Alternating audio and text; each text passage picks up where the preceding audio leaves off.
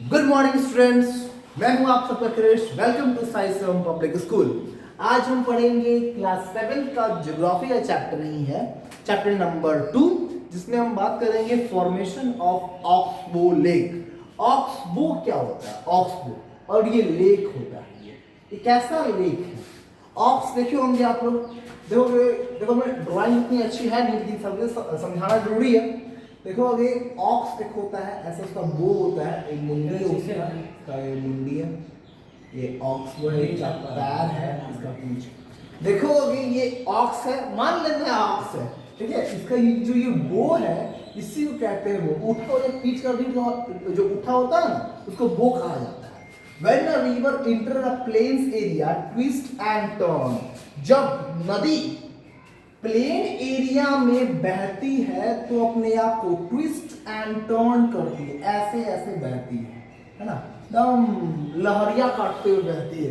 गांव देहात की भाषा में ही कहते हैं इसको, ठीक है।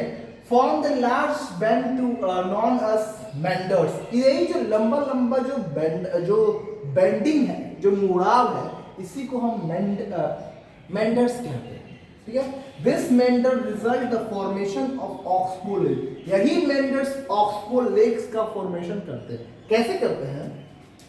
Due to turn and twist, erosion and deposition along the side of the Mendhar.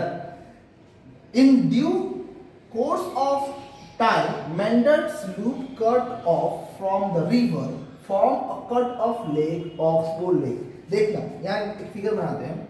जब एक रिवर बहते हुए आती है, ऐसे ऐसे ट्विस्ट एंड टर्न करते हुए जाती है, उसमें क्या होता है ना कि जब कुछ ज्यादा ही रिवर ट्विस्ट कर जाती है, ऐसे टर्न करती है, तो फिर भी बाद में यहाँ पे जमीन को इरोज कर देती है और यहाँ पे रिवर एक नया रास्ता बन जाता है, एक रिवर का नया रास्ता बन जाता है। रिवर अब ऐसे मूव करती है और ये जो एरिया जो बच जाता है ऐसे वाला, इसी को हम लोग ऑक्सबो लेक कहते हैं। ये झील बन जाता है और यही नाम पड़ जाता है क्या? Oxbow lake. रिवर से ये कट हो जाता है, ये एरिया कट हो जाता है पूरे तरीके से और रिवर अब सीधा बहती है।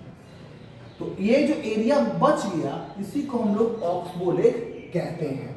ट्विस्ट एंड टर्न से मेंडर बनते हैं। अब मेंडर जब इरोज होकर नदी दूसरा रास्ता चुन लेती है, तो ये बचा हुआ जो क्षेत्र है, ये बन जाता है ऑक्सबो लेक। ये ऑक्स के बो की तरह होता है, इसलिए नाम पड़ेगा क्या?